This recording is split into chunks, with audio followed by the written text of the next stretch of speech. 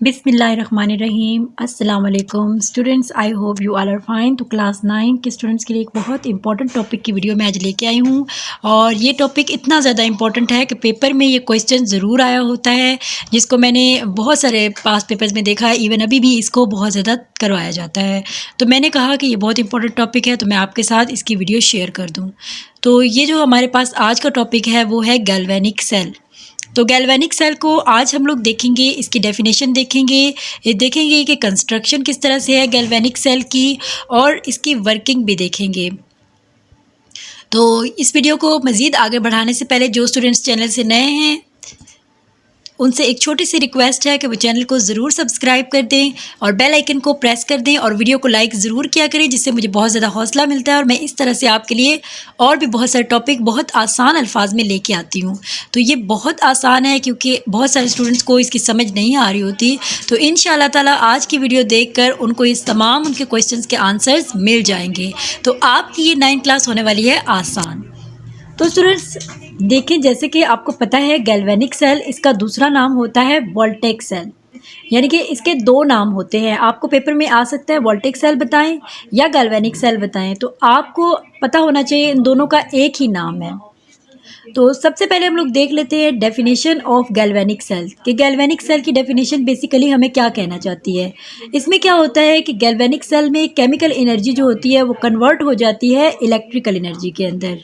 यानी कि जितनी भी केमिकल एनर्जी होती है वो गैल्वेनिक सेल जो है वो उसको तब्दील कर देता है इलेक्ट्रिकल एनर्जी में। तो ये जो है ये प्रोसेस किस तरह से होता है, किस तरह से केमिकल एनर्जी जो है वो इलेक्ट्रिकल एनर्जी में कन्वर्ट होती है, तो वो जो है हम आगे जाके इसको मज़ीद मैं आपको इसकी वर्किंग में बताऊंगी कि किस तरह से वो केमिकल एनर्जी जो है वो इलेक्ट्रिकल एनर्जी में कन्वर्ट होती है। तो अगर हम इसकी बात करें, इसकी गैल्वेनिक सेल की जो एग्ज़ाम्पल है वो है डैनियल सेल। सो डैनियल सेल इसकी एग्ज़ाम्पल है और ये इसके प्रिंसिपल के ऊपर काम करता है डैनियल सेल। तो अब हम देख लेते हैं कंस्ट्रक्शन ऑफ डैनियल सेल कि डैनियल सेल जो है वो कंस्ट्रक्ट किस तरह से हुआ है। कंस्ट्रक्शन हम कहते हैं कोई भी चीज़ जब तामीर होती है, तो हम देखेंगे कि डैनियल सेल किस तरह से तामीर हुआ है। तो इसके लिए हमें क्या चाहिए होगा, ये आपको मैंने रफ सी डायग्राम जस्ट समझाने के लिए बनाई है। यहाँ पे आप इसको बहुत प्यारी सी डायग्राम बना सकते हैं एग्ज़ाम के लिए। यहाँ पे जस्ट मैंने आपको रफ बनाई है, इसमें आप जो है स्केल का यूज़ कर सकते हैं और पेंसिल का यूज़ करके इसको अच्छी सी प्यारी सी डायग्राम बना सकते हैं।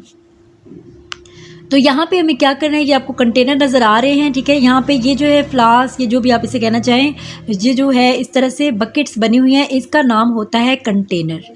तो ये कंस्ट्रक्शन होती है डैनियल सेल। इसकी कंस्ट्रक्शन के लिए सबसे पहले आपको क्या चाहिए, दो कंटेनर चाहिए, ठीक है।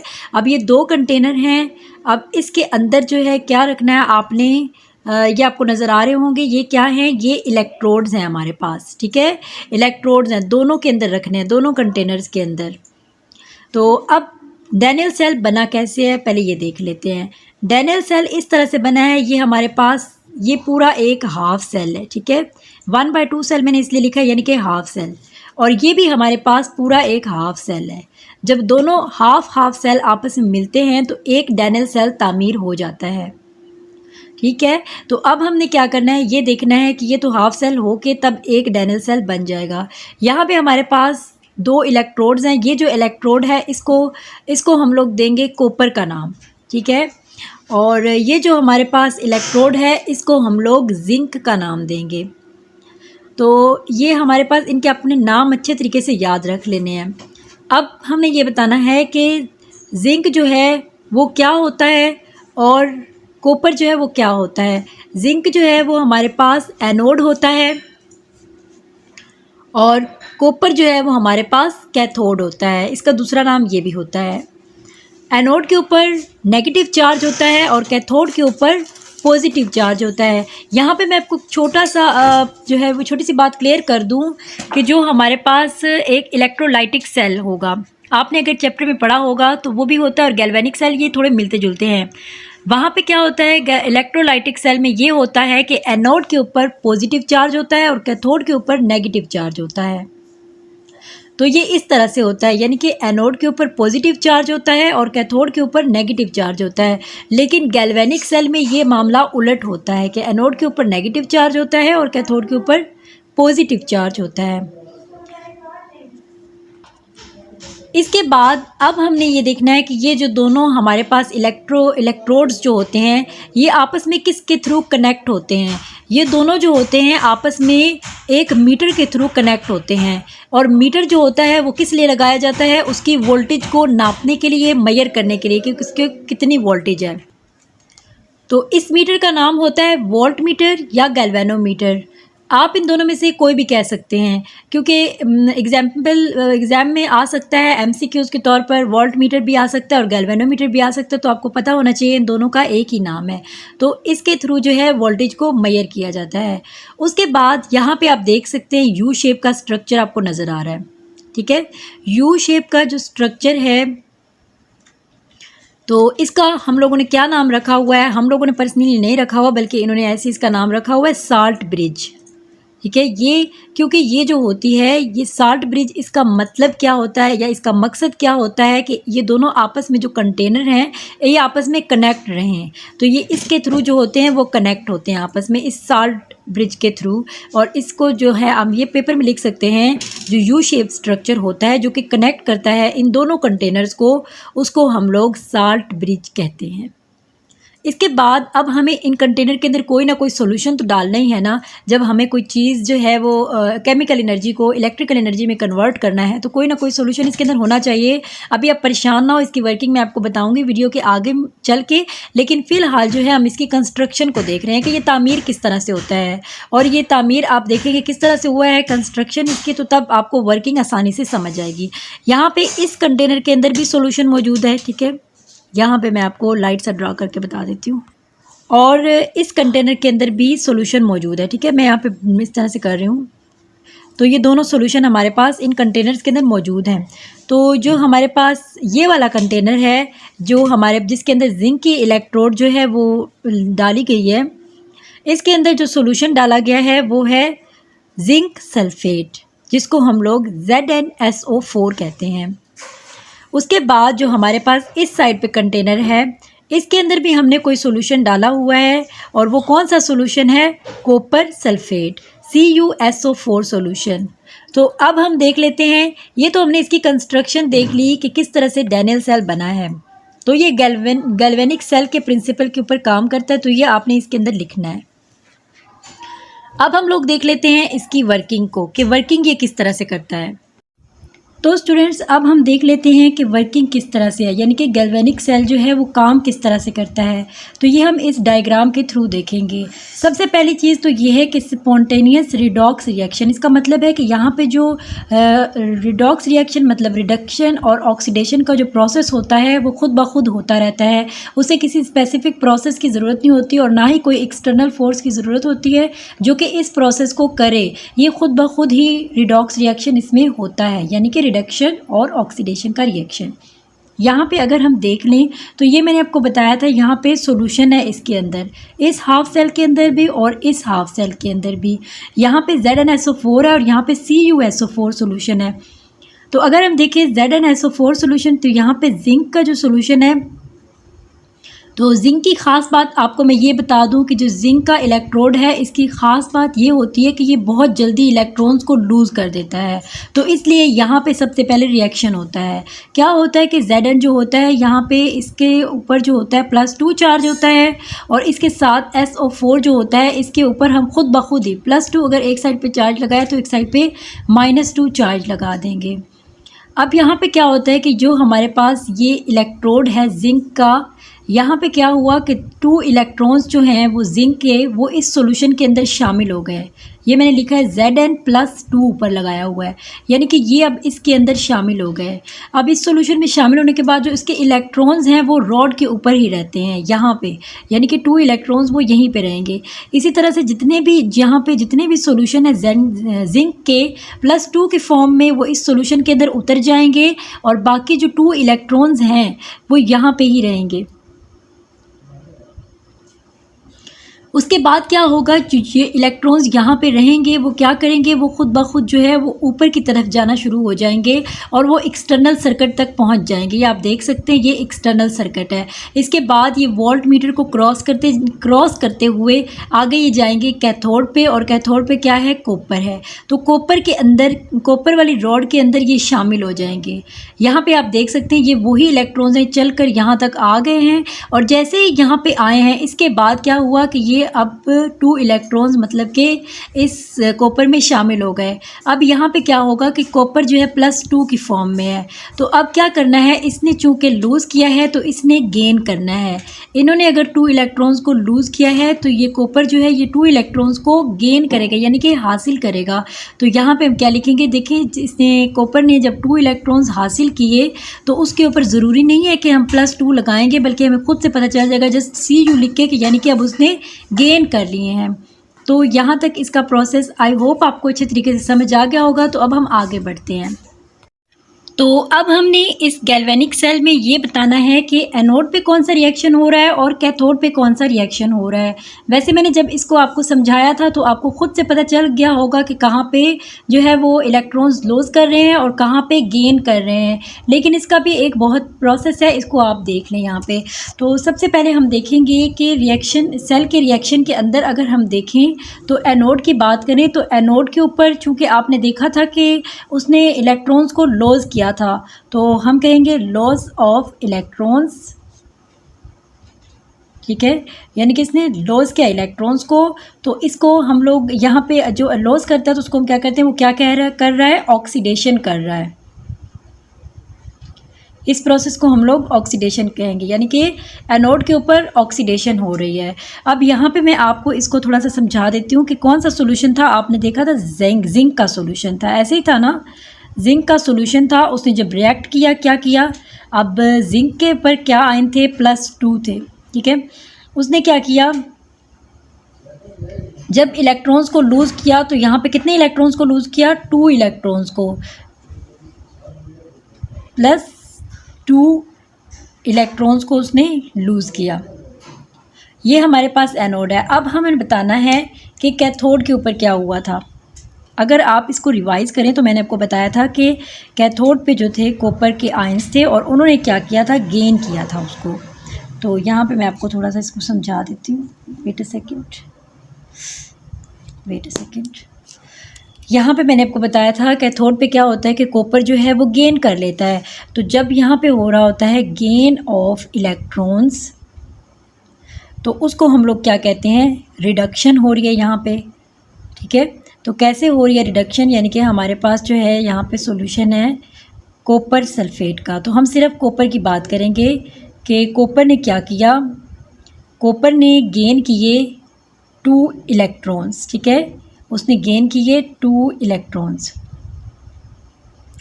तो उसके बाद वो क्या बन गया, जस्ट कॉपर इस तरह से बन गया। तो इसने रिडक्शन की। तो जैसे कि मैंने आपको बताया था कि वर्किंग में मैं आपको बताऊंगी कि आखिर जो डेफिनेशन कह रही है कि केमिकल एनर्जी इलेक्ट्रिकल एनर्जी में कन्वर्ट होती है तो वो कैसे होती है। तो मैं आपको बता देती हूँ, जो हमारे पास ये हाफ सेल्स हैं दोनों, इसके अंदर जो सॉल्यूशन पाया जाता है वो सब केमिकल्स हैं। तो जब इनके अंदर रिएक्शंस हुए ये सारे, और ये रिएक्शंस जो हैं ये केमिकल्स ऊपर की तरफ जा रहे हैं यहाँ पे, और ये जाते हैं वोल्ट मीटर के पास। यहाँ पे जब आते हैं तो यहाँ पे ये केमिकल एनर्जी जितनी भी होती है इनकी, ये यहाँ पे आके इलेक्ट्रिकल एनर्जी बन जाती है, क्योंकि ये इलेक्ट्रिसिटी होती है ना वोल्ट मीटर पे। तो यहाँ पे तो जस्ट केमिकल है कि जिंक है या सल्फेट है, कॉपर है, सल्फेट जो भी, तो यहाँ पे जाके ये केमिकल्स जो हैं ये इलेक्ट्रिकल में चेंज हो जाते हैं। तो इसलिए हम कहेंगे कि ये जो होती है गैल्वेनिक सेल जो होता है वो केमिकल एनर्जी को इलेक्ट्रिकल एनर्जी में कन्वर्ट करता है। तो अब जो है गैल्वेनिक सेल के अंदर हमने देखना है कि साल्ट ब्रिज का क्या फंक्शन होता है। यानी कि साल्ट ब्रिज एक तो कनेक्शन प्रोवाइड करती है इन दोनों को, लेकिन इसके अलावा इसका क्या फंक्शन होता है। इसका ये फंक्शन होता है, जो हमारे पास ये दोनों हाफ सेल हैं, हाफ सेल के अंदर मैंने आपको बताया था कि सॉल्यूशन पाए जाते हैं, जिसमें यहाँ पे इस साइड पे देखें तो जिंक वाली जो साइड है, इस पर अगर हम देखें तो ये जो हमारे पास रॉड है, इस रॉड के ऊपर, जिसको हम लोग इलेक्ट्रोड भी कहते हैं, तो यहाँ पे जो है तो इस रॉड के ऊपर क्या होता है कि यहाँ से जिंक के पॉजिटिव जो हैं वो आयंस जो हैं वो आयोनाइज्ड होकर नीचे की तरफ आ रहे होते हैं। देखिए Zn+2 आ रहे होते हैं और नेगेटिव इलेक्ट्रॉन्स यानी कि 2 इलेक्ट्रॉन्स जो नेगेटिव होते हैं वो ऊपर की तरफ जा रहे होते हैं, उस रॉड के ऊपर ही रहते हैं जिन्होंने बाद में सर्किट के बाहर जाना होता है। तो अब क्या होता है कि यहाँ पे कंटिन्यूसली प्रोसेस होता रहता है और कंटिन्यूसली जिंक के जो +2 आयंस हैं वो आते रहते हैं इस सॉल्यूशन के अंदर, और बाकी जो नेगेटिव हो वो रॉड के ऊपर रहते हैं। तो एक वक्त आता है कि इतने ज़्यादा हो जाते हैं जबकि SO4 के जो हैं वो सिर्फ -2 ही रहते हैं और वो अपनी जगह पे जितने होते हैं उतने ही रहते हैं। तो अब आप देखें तो इस सॉल्यूशन में सबसे ज़्यादा अमाउंट हो जाती है पॉजिटिव इलेक्ट्रॉन्स की, और कौन सी चीज़ डिक्रीज़ हो जाती है वो होती है यानी कि नेगेटिव आयंस। इसमें क्या होता है कि नेगेटिव आयंस जो होते हैं वो डिक्रीज़ हो जाते हैं। मैं यहाँ पे लिख देती हूँ, यानी कि इस सॉल्यूशन में क्या हुआ, नेगेटिव आयंस जो हैं वो डिक्रीज़ हो गए। इसके बाद अगर हम इस सेल पे देखें तो यहाँ पे क्या हुआ था कि कॉपर जो था वो कंटिन्यूसली जो था वो अपने 2 इलेक्ट्रॉन्स यहाँ पे जब गेन करता था तो यहाँ से 2 इलेक्ट्रॉन्स जो है वो इस रॉड के ऊपर डिपॉजिट करता जाता था।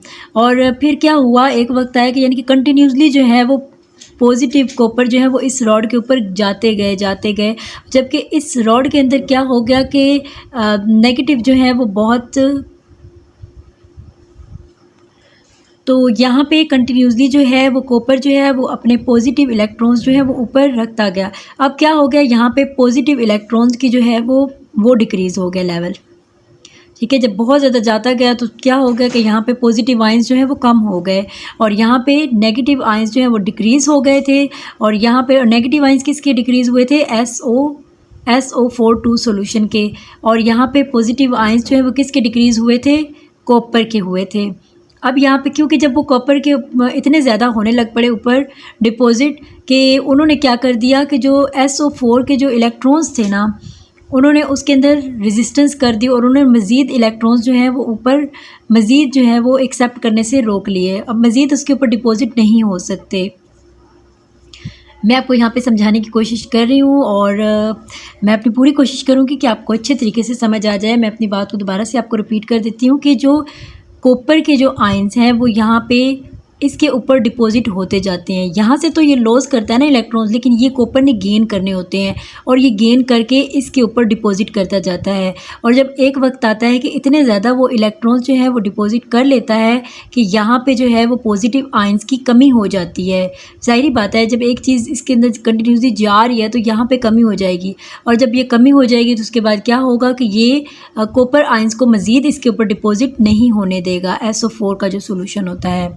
और यहाँ पे क्या हो जाएगा, पॉजिटिव आयंस की कमी हो जाएगी। और इस तरह से क्या होगा, ये सही तरीके से जो केमिकल रिएक्शन है वो इम्बैलेंस हो जाएगा, सही तरीके से परफॉर्म नहीं होगा और सही तरीके से ऑपरेट नहीं होगा। तो जब सही तरीके से ऑपरेट नहीं होगा केमिकल रिएक्शन तो इलेक्ट्रिकल एनर्जी कैसे जनरेट होगी, कैसे वो प्रोड्यूस होगी। तो इसको बैलेंस करने के लिए साल्ट ब्रिज आ जाता है। साल्ट ब्रिज इसी चीज़ को बैलेंस करता है। अब साल्ट ब्रिज कैसे बैलेंस करता है, यहाँ पे अगर आप देखें तो यहाँ पे उन्होंने इसको बैलेंस करने के लिए कोई भी आप सॉल्यूशन ले सकते हैं। फॉर एग्जांपल जब हमने यहाँ पे लिया पोटेशियम सल्फेट का K2SO4, अब यहाँ पे क्या होगा कि इसमें जो SO4 सॉल्यूशन है ये यहाँ पे नेगेटिव आयोनाइज्ड होकर SO4 सॉल्यूशन नेगेटिव आयंस को जनरेट करता है, और जो K2 है इसको हम लोगों ने क्या कह देना, 2K पॉजिटिव, ऊपर पॉजिटिव लगाया हुआ, यहाँ पे जगह नहीं थी तो ऐसे हो गया। अब क्या होगा कि SO4-2 के जो आयंस हैं वो इसके अंदर शामिल होना शुरू हो जाएंगे इस सॉल्यूशन के अंदर। तो यहाँ पे जब नेगेटिव आयंस की कमी हो रही थी तो ये कमी जो है पूरी हो जाएगी, और इसी तरह से इस सॉल्यूशन के अंदर जो कि हमारे पास कॉपर की जो थी वो कमी थी, तो ये जो K जो है हमारे पास पोटेशियम जो है ये इस कमी को पूरा कर देगा, ये इसके अंदर जो है वो आ जाएगा। और जैसे ही बहुत ज़्यादा पॉजिटिव आयंस जो इसमें शामिल होना शुरू हो जाएंगे तो ये जो इसका इम्बैलेंस था कि यानी कि पॉजिटिव जो थे चार्ज तो कम हो रहे थे वो जब हो जाएंगे तो वो बैलेंस होना शुरू हो जाएंगे। तो ये साल्ट ब्रिज जो है फिर बैलेंस करेगा जब इनको, तो उसके बाद आसानी से केमिकल एनर्जी जो है वो इलेक्ट्रिकल एनर्जी में जनरेट होना शुरू हो जाएगी वोल्ट मीटर के ऊपर। तो यहाँ पे साल्ट ब्रिज के कुछ फंक्शन भी हैं। जैसे कि आपने देखा कि सबसे पहला फंक्शन तो ये है कि जब यहाँ पे इम्बैलेंस हो जाए तो ये उसको बैलेंस करता है। अगर हम लोग एक छोटी सी एग्जांपल ले लें कि यानी कि अगर आप साल्ट ब्रिज इसके अंदर नहीं लगाते तो आप देखेंगे ये जो रिएक्शन हो रहा है इसकी ड्यूरेशन जो होगी यानी कि कितने अरसे तक अच्छे से काम कर सकेगा, ऑपरेट हो सकेगा, ये 1 वीक तक ऑपरेट हो सकेगा। लेकिन अगर हम साल्ट ब्रिज लगाते हैं तो ये 1 वीक की जगह 3 वीक्स तक भी साल्ट ब्रिज की वजह से ऑपरेट होकर अच्छे से काम कर सकेगा। तो यहाँ पे साल्ट ब्रिज का फंक्शन आपको पता चल गया, पहला कि वो इम्बैलेंस हो रहा है तो उसको बैलेंस करता है केमिकल रिएक्शंस को। सेकंड चीज़ ये होती है कि ये जो है ये इनको कनेक्ट तो कर रहा होता है दोनों हाफ सेल्स को, लेकिन सेपरेटली कनेक्ट कर रहा होता है। अगर ये साल्ट ब्रिज ना होता तो एक ही कंटेनर के अंदर दोनों रिएक्शन कैसे पॉसिबल हो पाते, आप खुद सोचें। तो इसलिए जो साल्ट ब्रिज है वो दूर दूर इनको सेपरेट भी रखता है और कनेक्ट भी रखता है, दोनों काम ये कर रहा होता है। कनेक्ट इस तरह से दोनों को बॉक्सेस को कनेक्ट करता है और सेपरेट इस तरह से कि ताकि दोनों में रिएक्शन अच्छे तरीके से हो सके। ये इसका सेकंड फंक्शन हो गया। थर्ड फंक्शन ये हो गया कि जब भी इलेक्ट्रिसिटी जो है वो कंडक्शन सही तरीके से नहीं हो रही होगी इनके अंदर, तो साल्ट ब्रिज इनकी हेल्प करके उसके अंदर आसानी पैदा कर देगा इलेक्ट्रिकल एनर्जी को प्रोड्यूस करने में।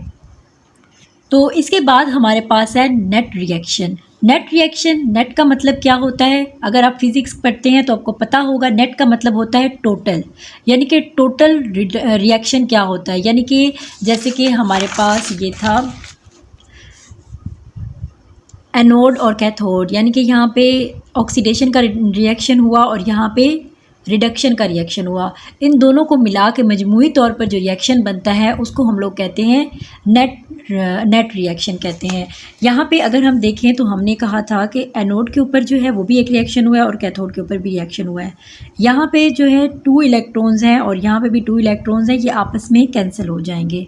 जैसे कि दोनों हमारे पास कौन थे, एक हमारे पास Zn का सोल्यूशन था और एक हमारे पास Cu का सोल्यूशन था। तो हम लिखेंगे Zn प्लस Cu। यहाँ पर मैं आपको बता देती हूँ करके।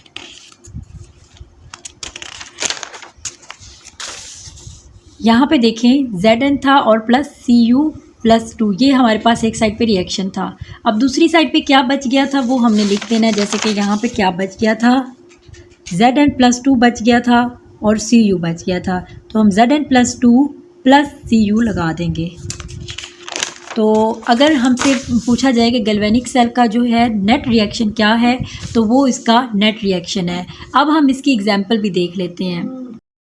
तो अब एग्जाम्पल की बारी है। एग्जाम्पल में क्या करेंगे कि कौन सी ऐसी चीज़ें हैं जिसके अंदर गैल्वेनिक सेल को जो है वो यूज़ किया जाता है और गैल्वेनिक सेल के प्रिंसिपल के ऊपर वो काम करती हैं। इसकी एक छोटी सी एग्जांपल मैं आपको बता देती हूँ। जैसे कि बैटरीज़ इन ऑटोमोबाइल्स, जो ऑटोमोबाइल्स होती हैं जिनके जो गाड़ियाँ होती हैं उसके लिए जितनी भी बैटरीज़ होती हैं वो किसके प्रिंसिपल के ऊपर काम करती हैं, गैल्वेनिक सेल के प्रिंसिपल के ऊपर काम करती हैं। इसके अलावा टॉयज़ होते हैं उसके अंदर भी गैल्वेनिक सेल का जो है वो यूज़ किया जाता है और जितने भी कैलकुलेटर्स वगैरह होते हैं उसमें भी यूज़ किया जाता है।